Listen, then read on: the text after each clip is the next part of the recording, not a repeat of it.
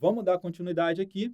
A gente vai falar agora sobre relações ecológicas, tá? As relações ecológicas, então, é o assunto que nós vamos entrar nesse momento e eu vou te pedir para você dar uma olhadinha no slide para a gente começar. Bom, relações ecológicas, está o título aí. Primeira coisa que eu quero que você observe nesse slide é que elas podem ser categorizadas de duas formas diferentes. Elas podem ser categorizadas quando a gente fala a nível de espécie, quais são as espécies que estão interagindo ali naquela relação, se é dentro da mesma espécie, uma relação entre indivíduos da mesma espécie, ou se é entre espécies de indivíduos diferentes, ou ela pode ser categorizada também pelo benefício ou prejuízo que ela causa entre um organismo e o outro. Volta aqui para mim rapidinho. Então vamos lá. O que acontece? Como eu mostrei para você no slide aí, tem esses dois tipos de classificação, né? Em cada uma dessas classificações você tem duas possibilidades. Então, quando a gente fala em relações ecológicas, primeiro, eu quero que você tenha na sua mente que é um processo extremamente complexo, tá? Mas é fácil de estudar quando a gente separa as partes, beleza? E aqui eu quero te dar até uma dica de estudo, tá? Uma dica de estudo que é o seguinte: quando você pega um assunto extremamente complexo, extremamente grande, muitas coisas acontecem dentro daquele mesmo tema, é importante, é interessante você separar esse conhecimento em blocos, que é exatamente o que nós, biólogos, fazemos quando a gente vai estudar alguma coisa. Então, a gente até brinca, né, que algum colega nosso se tornou doutor no movimento da asa do mosquito Aedes aegypti. Por quê? Porque se você for utilizar o seu conhecimento para analisar o movimento das asas de todos os organismos que têm asa, você não vai conseguir focar, não vai conseguir objetivar aquilo.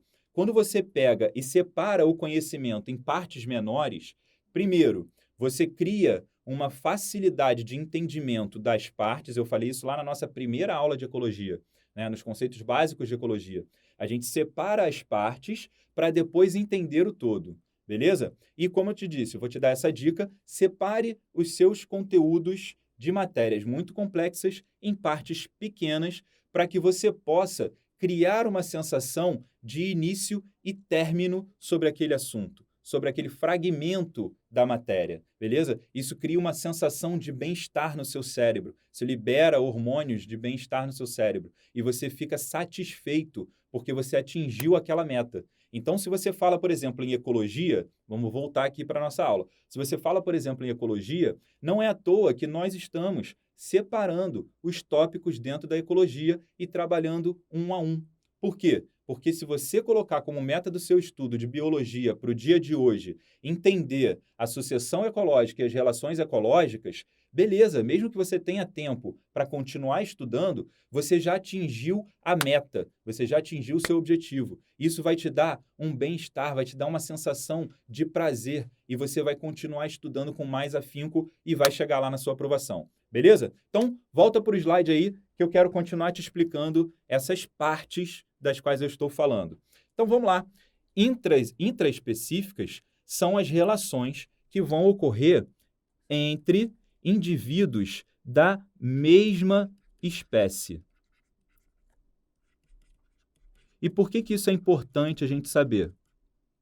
Porque a gente precisa definir o que está acontecendo ali naquela relação, né? Se a gente está tendo uma relação que ela vai gerar algum problema para a espécie como um todo, se vai ser uma relação benéfica para a espécie como um todo, ou se vai ser uma relação mais individual, se vai ser uma relação onde a gente está analisando o indivíduo que está participando daquela relação, tá? E aí, volta para mim aqui rapidinho para a gente ter um exemplo inicial de relação ecológica intraespecífica. Cara, o mais clássico de todos, o mais batido em tudo quanto é livro, você vai encontrar esse. É o quê?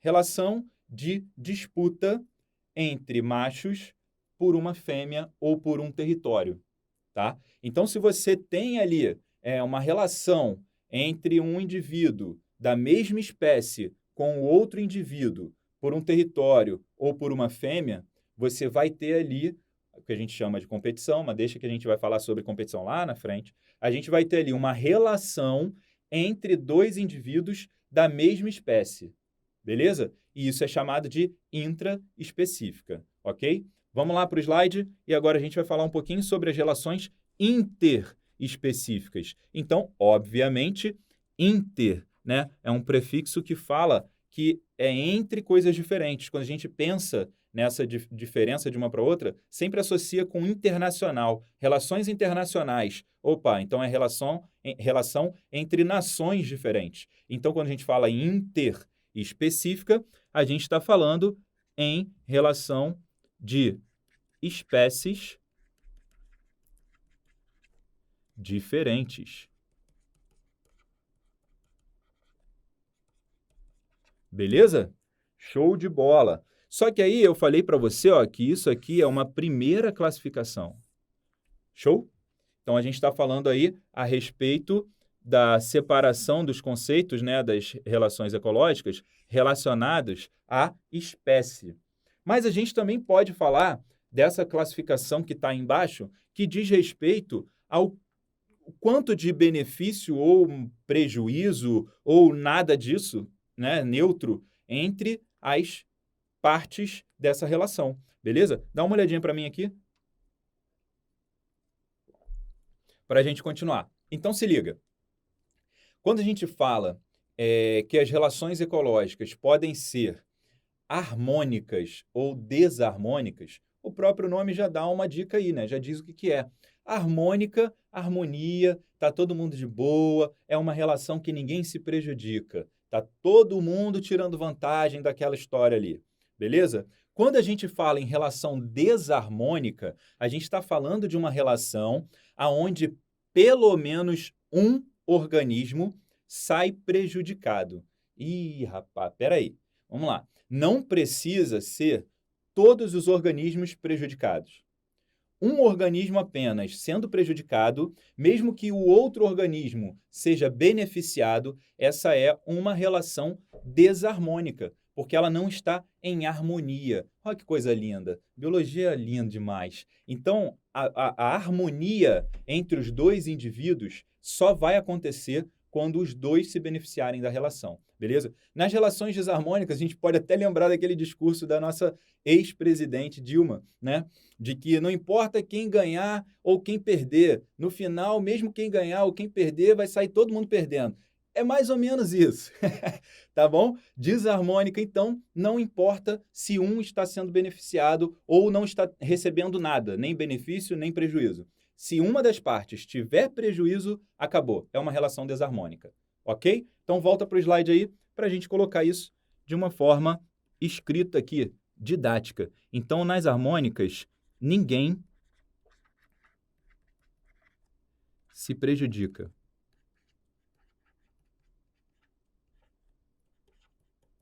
Beleza? E na desarmônica, pelo menos um organismo vai se prejudicar. Pelo menos um se prejudica. Beleza?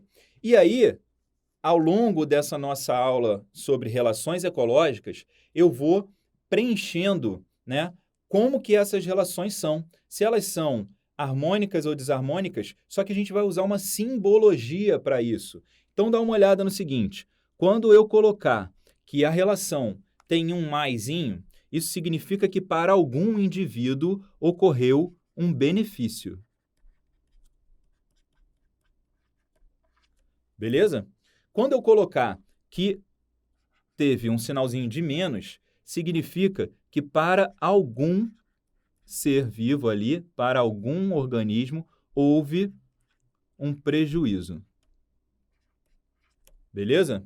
E quando não houver nem benefício, nem prejuízo para uma das partes, né, a gente vai ter o zero, que é uma relação de neutralidade. Neutralidade. Maravilha. Opa, não avança não. Vamos lá. Volta aqui para mim. Então, para a gente finalizar essa parte introdutória das relações ecológicas e poder ir realmente para as relações, a gente começar a estudar quais são essas relações e como elas acontecem entre esses organismos. Quando eu falar que tem benefício é o mais, quando eu falar que tem prejuízo é o menos, e quando eu falar que não tem nem benefício nem prejuízo, eu vou botar o zero.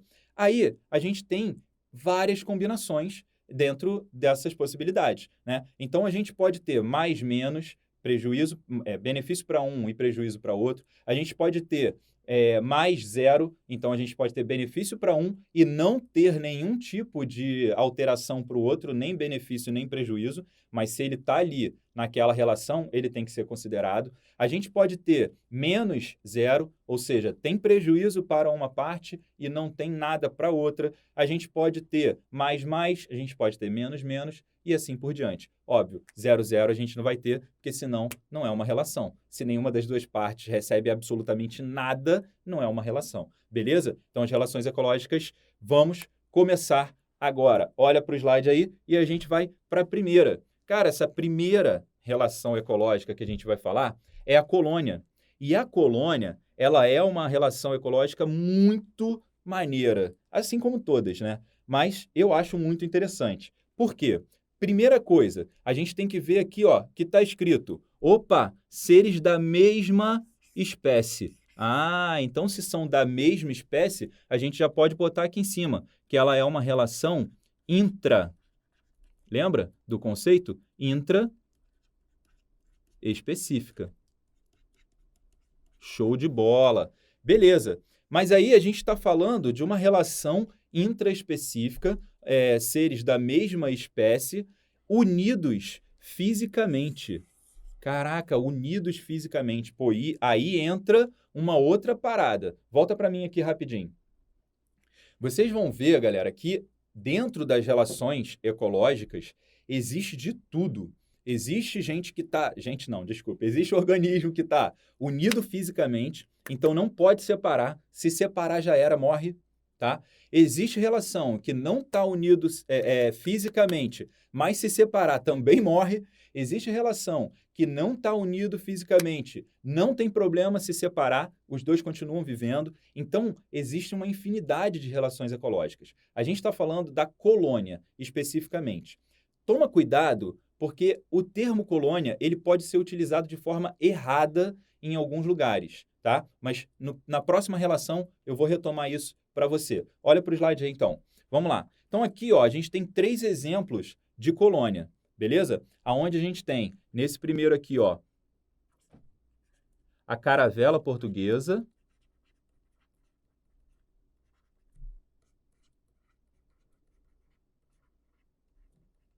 Beleza. Caravela portuguesa.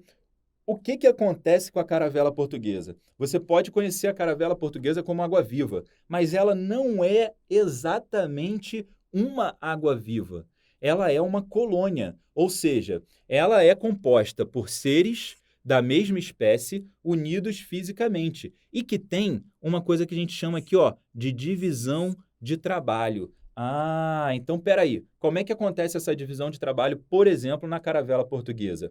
São indivíduos que têm morfologias diferentes, ou seja, aqui a gente tem indivíduos, ó, aqui, especializados em flutuação. Essa parte de cima aqui também é uma diferença morfológica que está associada à flutuação, mas está muito mais relacionada à navegação, porque ela pega aí o vento, né, das correntes marinhas e é carregada para longas distâncias. Você tem aqui, principalmente, indivíduos diferentes, lógico, né, adaptados aí morfologicamente para alimentação. Então, a gente tem aqui, ó, uma diferença. A gente tem diferença morfológica, a gente tem diferença de forma. Eles estão unidos fisicamente, eles são todos organismos, seres da mesma espécie, eles têm essa relação de colônia, mas eles são heteromórficos. Olha aqui, ó, o termo heteromórfico significa que eles são diferentes entre si, beleza? Aqui do outro lado, do lado esquerdo, a gente tem cianobactérias. cianobactérias. Beleza pura. Show de bola. A gente já vê uma menor diferença aí entre os indivíduos, né? A gente tem aqui, ó, esses indivíduos que são um pouquinho maiores, que estão principalmente relacionados à reprodução, mas os outros indivíduos, eles têm uma diferença muito menor.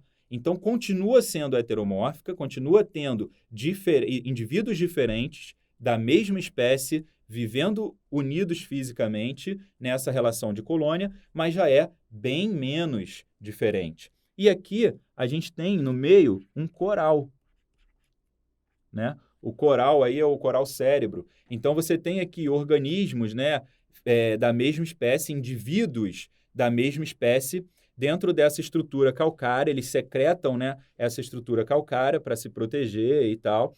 E os organismos aqui dentro, eles podem ser todos com a mesma morfologia, e aí a gente pode chamar isso de uma colônia isomórfica, beleza? Volta para mim aqui rapidinho. Então, você está ligado que a colônia, ela tem ali indivíduos, seres da mesma espécie, unidos fisicamente, podem ser com formas diferentes, né, especializados em coisas diferentes, ou com formas iguais, e, no final das contas, eles vão ter uma divisão de trabalho. Pode ter divisão de trabalho ou não, tá?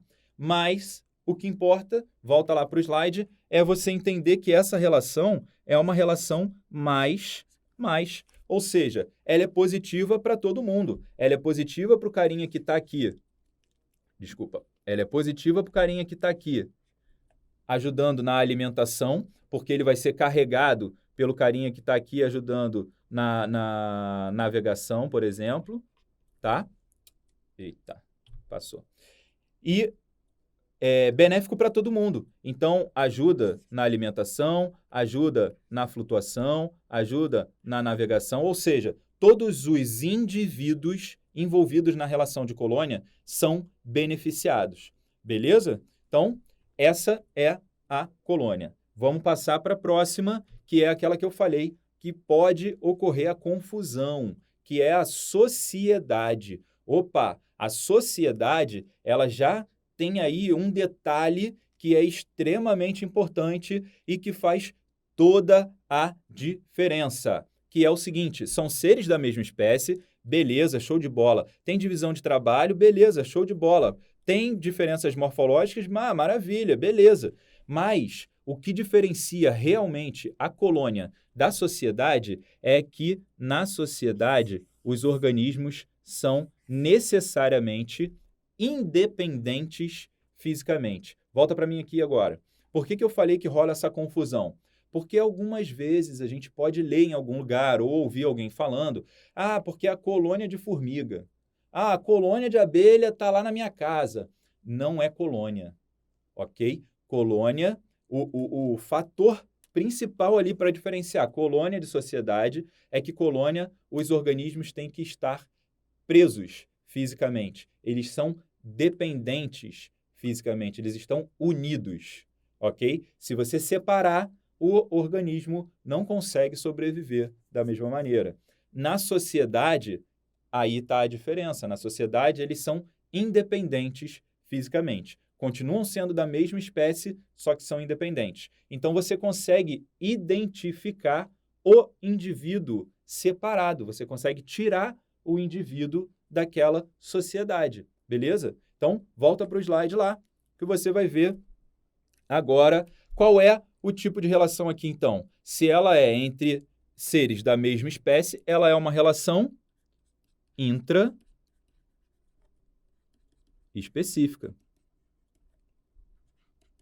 Show de bola. Então, ela é uma relação intraespecífica. E qual é a situação aí com relação, né, ao benefício, prejuízo e tal? O que vocês acham? Pô, vamos lá. Se estão todos ali convivendo em sociedade e estão estruturados daquela maneira, isso é porque os indivíduos, né, os seres individuais ali, vão ter benefício dessa junção, dessa sociedade. Então, a gente está falando, mais uma vez, de uma relação positiva-positiva, benéfica para todos os organismos que estão na relação. Mas aí vamos lá, vamos entender um pouquinho melhor da sociedade. Então a gente tem divisão de trabalho, e aí eu vou falar para vocês, a parte talvez principal da sociedade é exatamente essa divisão de trabalho. Como a gente tem aqui, né, abelhas e as formigas. Volta aqui para mim rapidinho.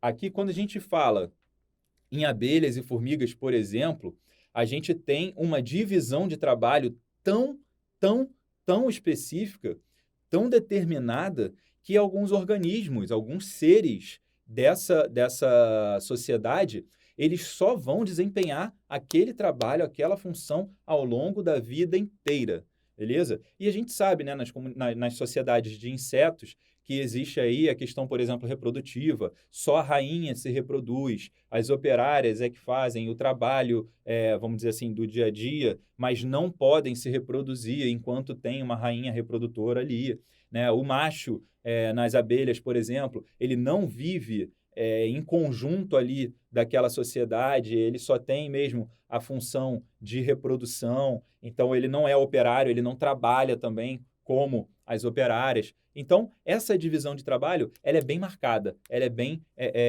realmente diferenciada, beleza? E, vamos lá, olha no slide aí de novo. A gente tem a questão da comunicação. Por que a gente tem a necessidade da comunicação? Porque se eles são independentes fisicamente, eles precisam de alguma forma se comunicar, beleza? Então, essa comunicação, ela também é extremamente importante nas sociedades. Show de bola? Então, vamos passar adiante para a próxima relação. E aí a gente já está falando de mutualismo. Opa! Mutualismo já é uma outra relação ecológica. E aí a gente tem a primeira relação ecológica aonde nós estamos falando de espécies diferentes. Então, olha lá, uma espécie depende da outra. Bom, se é uma dependendo de outra, significa que é uma relação entre espécies diferentes, é uma relação interespecífica.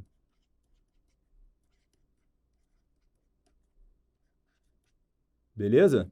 É uma relação interespecífica. Bom, e aí, como que acontece essa relação? Bom, lembra que a gente estava falando na sucessão ecológica sobre os líquens? Olha eles de novo aí. Olha o cara aqui, ó, líquen, boladão. Então, quando a gente fala em mutualismo, nós estamos falando de uma relação de benefício mútuo, mas que é obrigatório. É obrigatório. Se não tiver a relação, os organismos envolvidos ali não conseguem sobreviver. Por isso que é benefício mútuo obrigatório. Beleza? Existe outra relação que é de benefício mútuo, mas não é obrigatória. Então, recebe outro nome, ok? Essa aí do mutualismo, pegando o exemplo do líquen, volta aqui para mim rapidinho. Pegando o exemplo do líquen, o que acontece? Lembra que eu falei para vocês, a associação, né, entre os fungos e aquelas bactérias, né, que vão fazer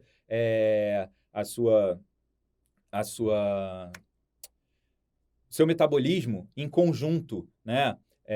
Quando a gente está falando dos líquens, a necessidade de proteção que o fungo vai dar e aí o processo metabólico todo acontecendo ali. Se você separa os organismos, se você separa os indivíduos, eles não conseguem sobreviver, beleza? Por isso que é um benefício mútuo obrigatório. Volta para o slide aí. Olha só, se a gente está falando que é benefício mútuo, opa, peraí, então a gente está falando de relação mais, ok? A gente está falando de uma relação onde dois organismos vão ter o benefício, beleza? A gente tem também as bacteriorrizas, e aí a gente está falando, né, a respeito daqueles organismos que vão viver em associação com as raízes de leguminosas, principalmente, né, os rizóbios, que a gente viu lá no ciclo do nitrogênio, e aí a gente tem essa relação desses nódulos que existem nas raízes, principalmente das leguminosas, mas de outras plantas também, com a associação dessas bactérias que vão auxiliar na fixação do nitrogênio e não só na fixação do nitrogênio, né? Na fixação de outros elementos também. E aí elas vão produzir essa matéria orgânica que a planta vai conseguir absorver para o seu próprio metabolismo, beleza? Então, mais uma vez, se você tira um dos organismos da relação, os dois vão ficar prejudicados, beleza? E tem aqui uma terceira relação de mutualismo que é do cupim e dos protozoários. Vem para mim aqui rapidinho. Se liga.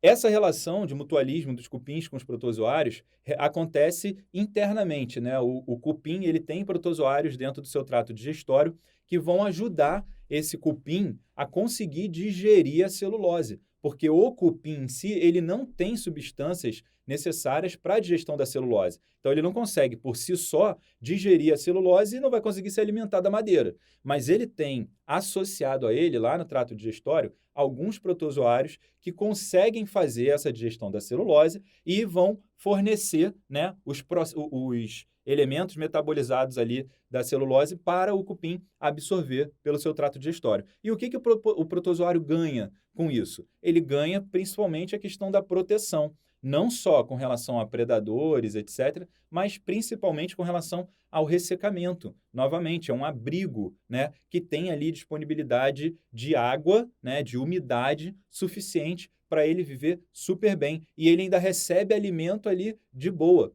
Então, ele ajuda o cupim a metabolizar a celulose e o cupim ajuda o protozoário a se manter protegido e úmido. Beleza? Então, vamos lá, continuando. A próxima relação que a gente vai ver aí, que é a protocooperação. Olhando aí no slide, você vê que a protocooperação, ela é uma relação que ela tem benefício para os dois indivíduos de espécies diferentes. Então, olha só, a gente já pode botar lá em cima que ela é positiva, porque ela continua sendo benéfica para ambos os lados. Beleza pura? Então, vamos lá. Só que ela é facultativa. Olha aí a diferença entre mutualismo e protocooperação. A protocooperação, ela é facultativa. Ela não é obrigatória, ok? Então, quando você tira um dos organismos da relação, você não tem necessariamente a morte dos dois organismos. Eles vão continuar sobrevivendo lá de boa, tranquilão, tá? Então, como a gente está falando que é troca de benefícios facultativa entre indivíduos de espécies diferentes, então a gente vai colocar aqui que ela é o quê? Interespecífica. Beleza? Então, ela é uma relação interespecífica. E aí a gente tem 3 exemplos bem clássicos também de qualquer livro de biologia, de ecologia, que fala a respeito desse assunto, tá? A gente tem aí a relação do crocodilo, ó, o carinha aqui malandrão, né? Crocodilo, com o passarinho ali também, ó, o pássaro palito.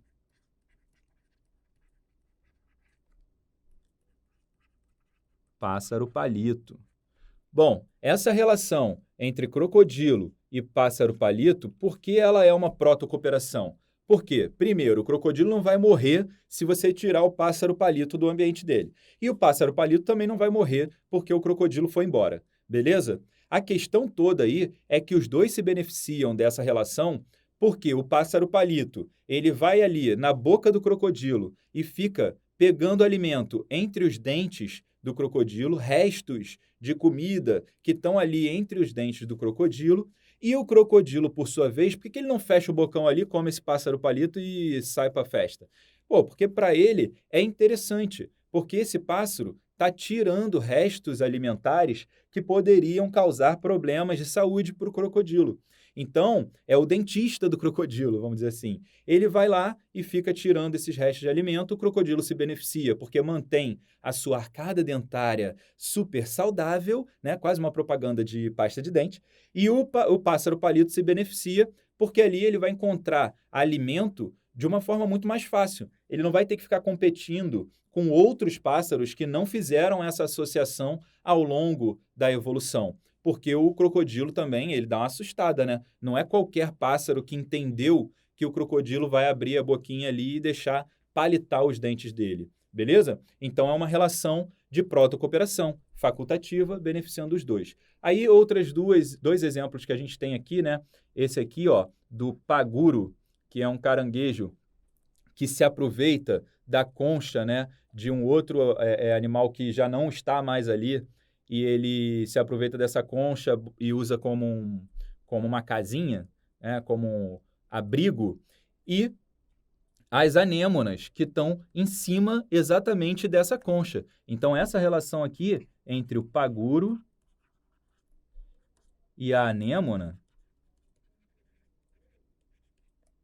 também é uma relação de protocooperação, aonde a anêmona, por sua vez, confere um pouco mais de proteção ao paguro, porque ela tem ali os seus tentáculos, né, urticantes, então não é todo animal que vai querer chegar ali para ameaçar o paguro, ele quando tem alguma ameaça, ele vai tchum, entra na concha e fica quietinho ali, e as anêmonas estão ali em cima, acabam urticando o animal que chega perto. E, ao mesmo tempo, as anêmonas se beneficiam porque elas têm uma locomoção muito maior do que elas teriam. Como elas são animais sésseis, né? Como elas são animais bentônicos, elas vivem ali aderidas ao substrato ou às rochas do fundo do mar, elas não têm uma movimentação tão expressiva, elas não têm uma locomoção tão expressiva. E, com isso, elas estando em cima da concha, elas vão conseguir se locomover e se dispersar muito mais. Então, quando elas fizerem ali um processo de reprodução, por exemplo, elas vão estar sendo dispersadas muito mais se elas estiverem na concha do paguro, beleza? E o último aqui, no slide para você se ligar, é o peixe-palhaço versus a própria anêmona, né? Então, a gente tem aqui o peixe-palhaço versus a anêmona. Opa, anêmona. Tá, beleza, tá certo.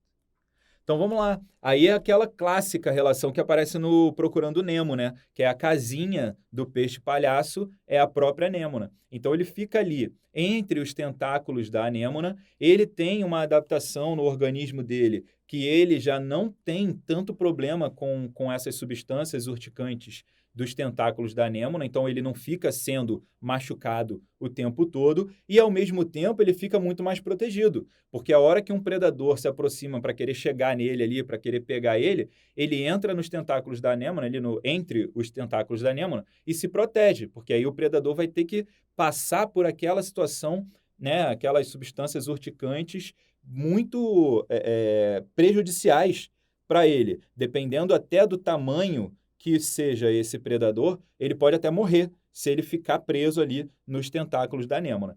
E qual é a vantagem para a própria anêmona nessa relação? Cara, a vantagem para a anêmona é que o peixe-palhaço ele sai dos tentáculos dela, vai caçar, vai pegar lá o alimento dele e depois retorna. Nessa que ele retorna e ele ainda está ali deglutindo o alimento, partes desse alimento vão se desprendendo e vão servindo de alimento para a própria anêmona. Então, o peixe-palhaço ganha o abrigo e a proteção e a anêmona ganha facilidade de obtenção de alimento. Beleza? E aí, a gente parte para a próxima, que é o comensalismo. Mas antes eu quero que você dê uma olhadinha aqui para mim. Dá uma olhadinha aqui. Seguinte, no comensalismo, a gente já começa a ter uma relação que é um pouquinho diferente do que a gente veio vendo até agora, tá? Por quê? Porque até o momento a gente estava vendo relações de positividade para os dois lados, benefício para ambos os lados. Agora a gente vai ver uma relação que ela ainda é considerada uma relação benéfica, ou seja, não há prejuízo para nenhuma das partes, porém não há também benefício para uma das partes. Então dá uma olhada no slide aí que você vai entender o que eu estou falando. Bom, comensalismo, então, ele acontece quando um ser vivo se aproveita de restos alimentares de outro ser vivo. O exemplo mais clássico de todos é esse que está na tela aí que vocês podem ver, que é a rêmora, que é a comensal, né, se aproveitando, vamos dizer assim, do tubarão. E como é que funciona essa relação? Primeiro, a gente tem que classificar ela. Ela é o quê? Inter ou intraespecífica? São espécies diferentes, então ela é uma relação interespecífica. Show de bola. Vamos lá, então ela é uma relação interespecífica. Como eu falei para vocês, a rêmora, ela está se beneficiando dos restos de comida que o tubarão vai deixando para trás ao longo da alimentação dele. Então é positiva para a rêmora. Beleza pura? Como que acontece isso? Olha para mim, volta aqui. Vamos lá. O tubarão é um animal, né, um pouquinho delicado, para não dizer o contrário, né? Não é nada delicado. Então, o tubarão é um bicho nervoso lá, neurótico. Ele vai, abocanha a presa e, normalmente, o tubarão não come presas inteiras. O tubarão arranca pedaço da presa. Então, quando ele morde lá a presa e arranca um pedaço e vai mastigando, jogando aquele parte, aquela comida para dentro dele, ele vai deixando pedaços dessa presa se desprenderem e saírem fora ali na água. A rêmora, malandra, né? E tem peixe-piloto também. A rêmora e os peixes-pilotos, eles ficam ali juntinho com o tubarão. A rêmora, ela fica até grudada no próprio tubarão. O peixe-piloto fica só nadando pertinho do tubarão. E eles vão se aproveitando de todos esses restos de alimento. E, pô, o tubarão se alimenta direto, então eles têm alimento disponível para eles numa proporção muito maior do que se eles estivessem sozinhos ou que eles tivessem, por exemplo, que caçar por si só, beleza? Outra relação bem clássica de comensalismo que o pessoal fala bastante é a relação das hienas com os leões, né, na África. Isso aí já é tema até de filme, né, o Rei Leão e tal. Então, o que acontece? O leão vai lá, faz a caça dele, né?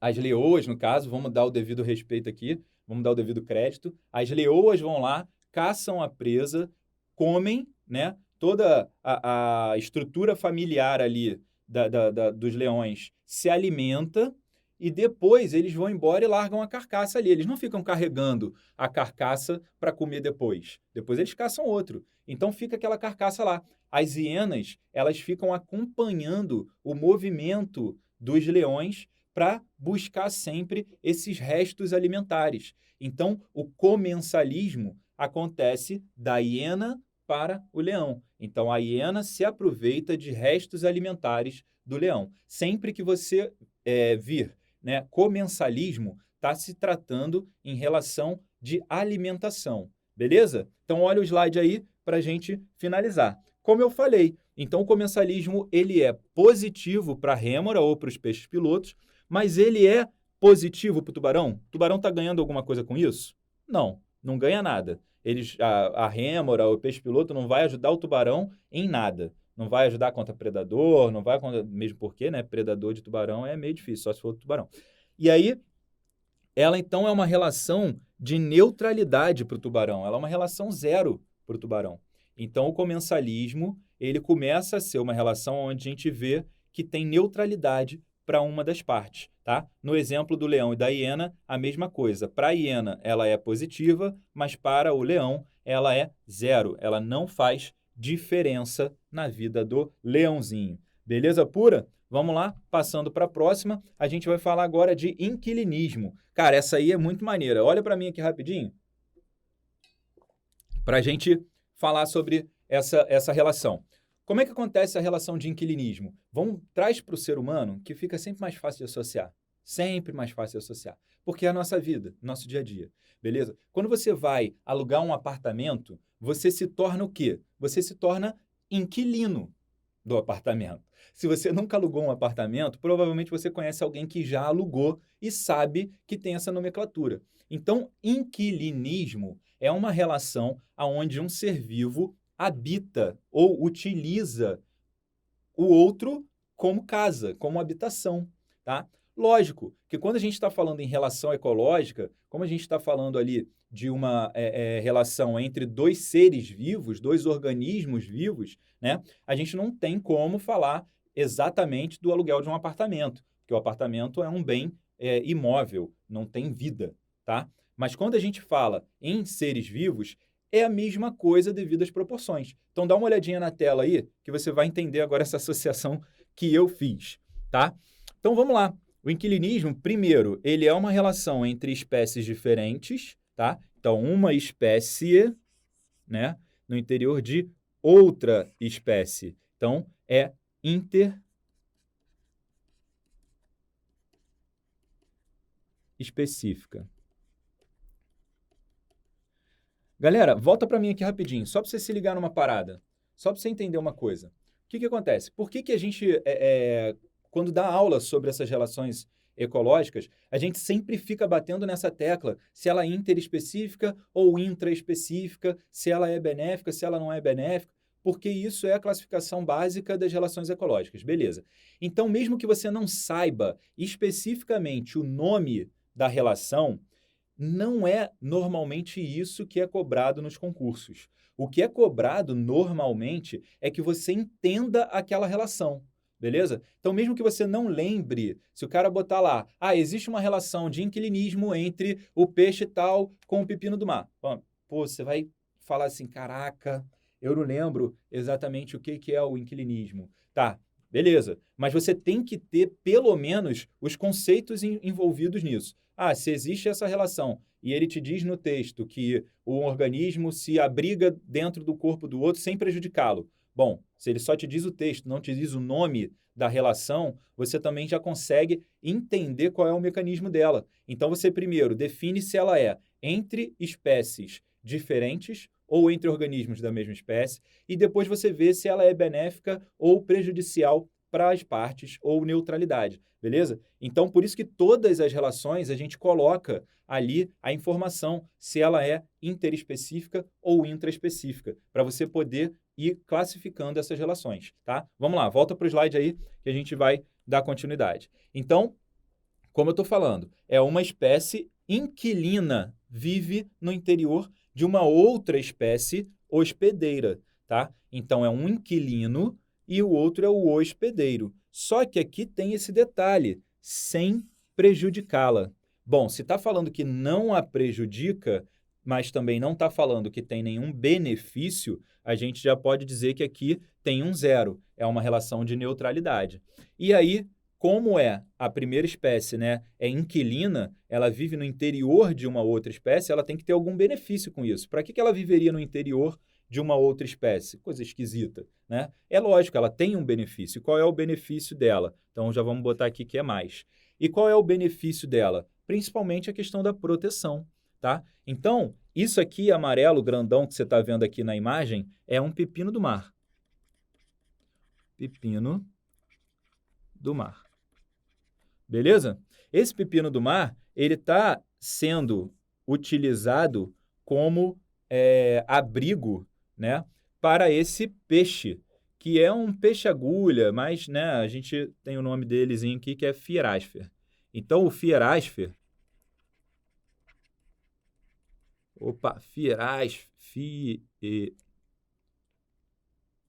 Fierasfer. Agora foi.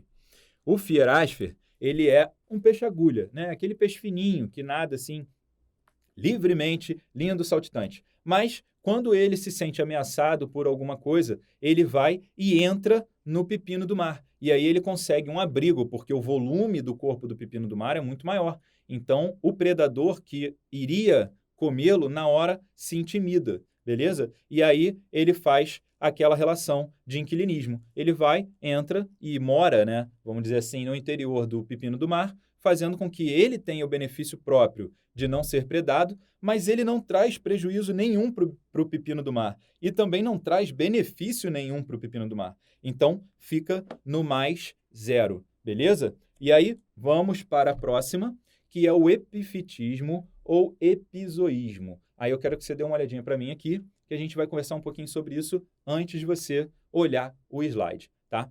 Primeiro, por que existe essa relação de epifitismo e epizoísmo, né? Na verdade, todas as relações ecológicas, elas existem por um processo evolutivo. É um processo, né, onde as espécies elas estão ali em conjunto, em relações das mais diversas possíveis. Algumas dessas relações trazem, né, benefícios evolutivos para aquelas espécies envolvidas, ou só para uma, e essas relações elas vão cada vez se tornando mais estáveis. Então, evolutivamente falando, elas vão se concretizando cada vez mais na natureza. Aquela história, né, dos mais bem adaptados se beneficiando e conseguindo sobreviver ao longo do tempo e deixando mais descendentes férteis, ou mais descendentes, de qualquer forma. Beleza? Então, a ideia é que qualquer relação ecológica está sempre muito relacionada à evolução, ao que a gente chama de coevolução. Evolução entre esses indivíduos, entre as espécies diferentes, ou quando a gente está falando dentro da mesma espécie, não tanto tem essa relação, mas entre espécies diferentes é muito forte essa relação, tá? É lógico que tem também, evolução está envolvida em todos os processos de ecologia praticamente, mas não se confunda. Vamos focar aqui de novo para você entender por que eu estou falando isso. Eu estou falando isso porque você tem, por exemplo, ambientes de florestas, onde você tem árvores extremamente altas, com as copas das árvores extremamente densas, diminuindo muito a entrada de luz solar na parte mais baixa dessa floresta, tá? Desse ambiente, beleza? Existem algumas espécies de plantas que não vão conseguir atingir aquela altura, não vão conseguir competir com essas árvores mais altas por espaço para conseguir a luz do sol, beleza? Então, existem algumas estratégias evolutivas que têm essa relação ecológica envolvida, que é o epifitismo e o epizoísmo. E aí, epifitismo, fitos, a gente está falando de planta, e zoo, a gente está falando de animal. Então, esse exemplo que eu dei da floresta é para ficar mais claro para você a questão do epifitismo, tá?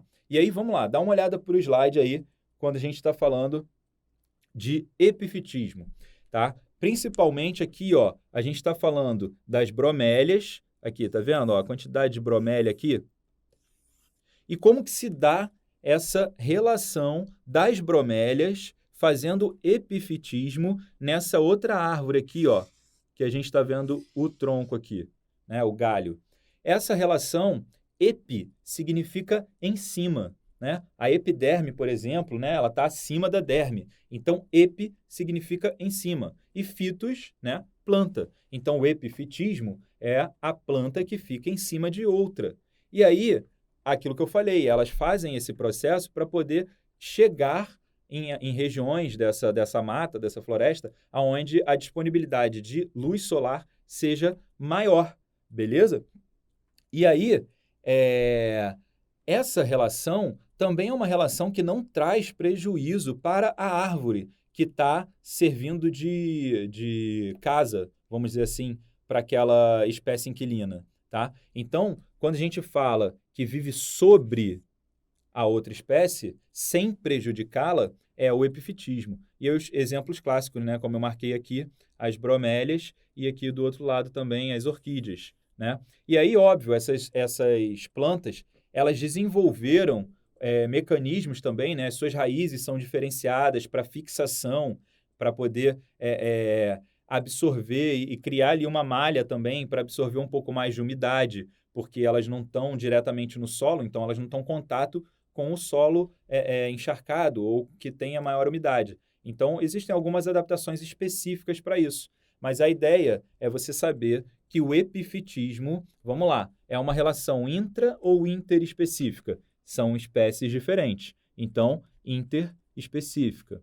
Interespecífica. Beleza, show de bola. Ela tem benefício para alguma das duas espécies? Tem, óbvio. Se uma espécie consegue atingir, né, ali um patamar onde ela ganha energia solar mais do que ela ganharia antes, então ela está tendo um benefício. E para outra espécie, se está aqui, ó, sem prejudicá-la, não tem prejuízo para a espécie que serve de hospedeira, vamos dizer assim, né? Então é zero. Então ela não tem o prejuízo para outra espécie nem benefício. Aqui embaixo a gente está vendo um exemplo, ó, vou até mudar a cor aqui para você se ligar. A gente está tendo o exemplo aqui embaixo, ó, de um epizoísmo, tá? E aí a gente está falando de principalmente aqui, ó, das cracas. Ó, tá vendo essas bolinhas aqui na boca da baleia? Então, essas bolinhas aqui são cracas que vivem, né, fixas, são sésseis. Só que aí acontece mais ou menos aquele mesmo efeito que a gente viu lá atrás da anêmona. Só que qual é a diferença aqui? A diferença aqui é que a baleia não tem nem benefício e nem prejuízo nenhum em ter essas cracas grudadas no corpo dela. Volta aqui para mim rapidinho.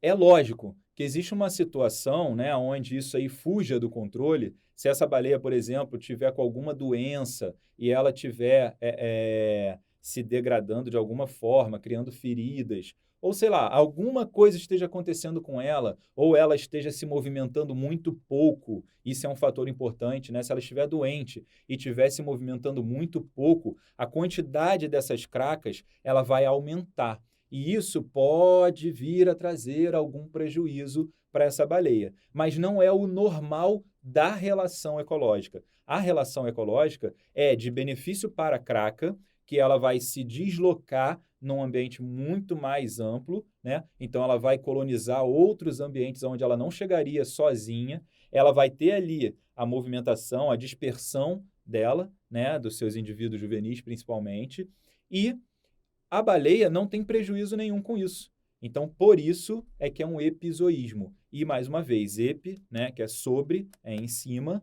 zoísmo, né, de animal. Então, um animal vivendo sobre o outro, ganhando um benefício sem que isso prejudique o outro.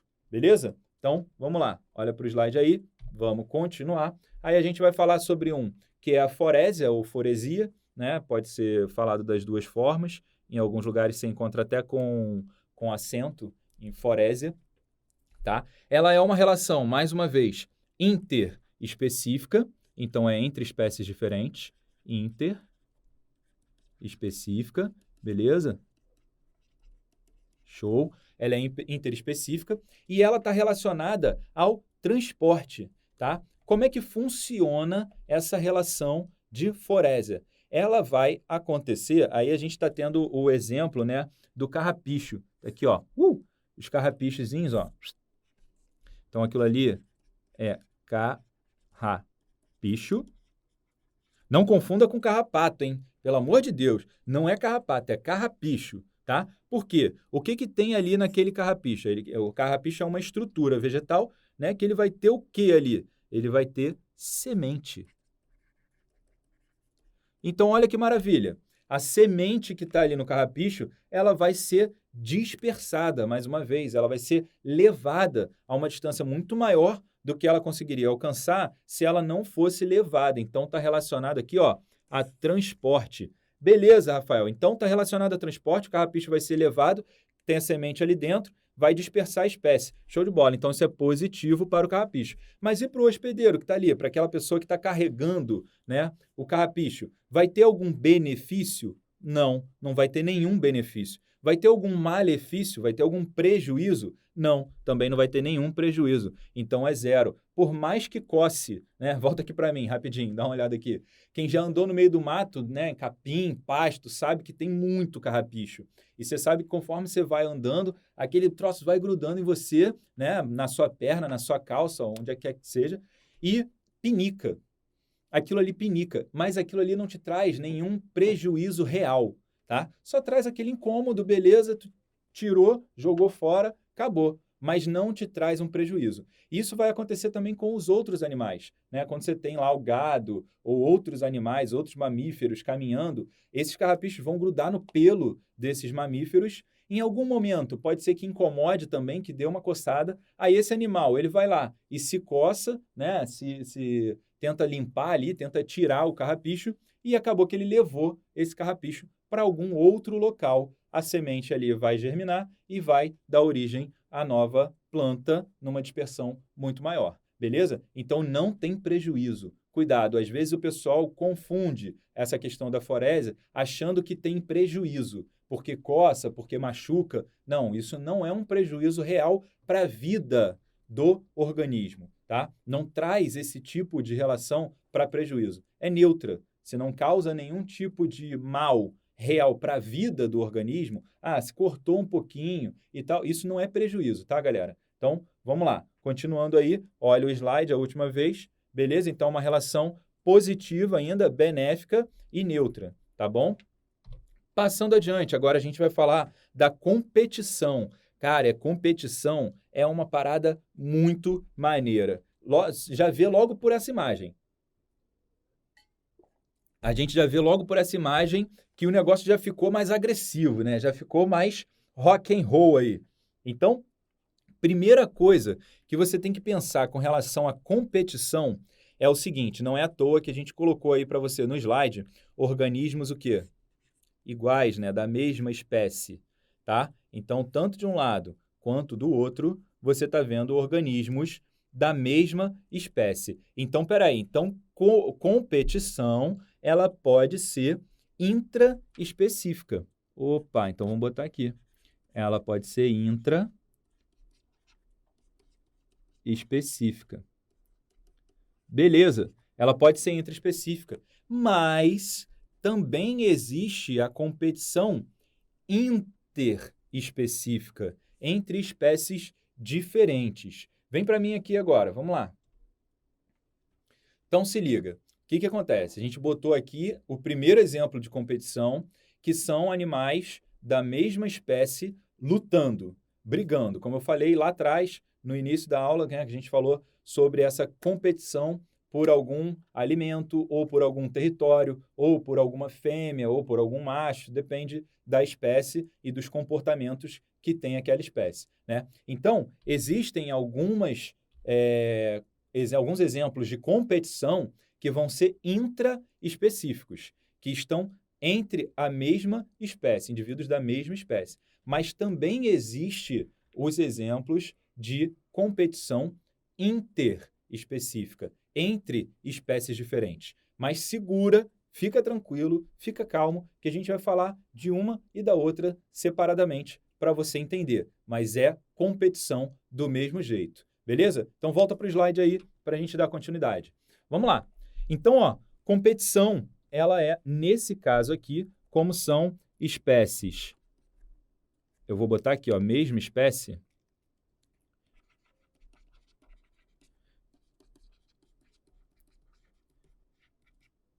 Como é da mesma espécie, né? Está aqui se eles competem por recursos alimentares, por território e ou parceiros reprodutivos, beleza? Então aqui a gente está vendo uma competição intraespecífica. E aí eu vou te perguntar, essa competição é uma relação ecológica positiva para um, negativa para outro, positiva e neutra, negativa, negativa, negativa e neutra. Como é que funciona isso? Cara, vou te dizer, por mais que a gente pense, aquela história que eu falei da Dilma lá, por mais que a gente pense que um dos caras aí, um dos animais, um dos seres vivos, vai sair beneficiado porque ele vai ganhar a competição, isso é uma ilusão. No final das contas, a tia Dilma estava certa, cara. Olha só, a competição, ela é uma relação menos, ela é uma relação negativa, ela é uma relação de prejuízo, desarmônica. Vem para mim aqui agora, se liga. É a primeira, então, relação, deixa eu ver aqui, primeira relação ecológica que a gente está vendo desarmônica. Então, ela é prejudicial e ela já começa sendo prejudicial para ambos os lados. Por quê? Vamos lá. Um exemplo muito simples, muito fácil é o seguinte. O que é mais tranquilo? O que é mais fácil? Eu chegar e pegar ali um pedaço de comida e comer, ou eu ter que cair na pancada, chifrada, mordida, arranhada com outro da minha mesma espécie para poder pegar aquele pedaço de comida? Muito óbvio, né, que é eu chegar lá e pegar a comida e comer.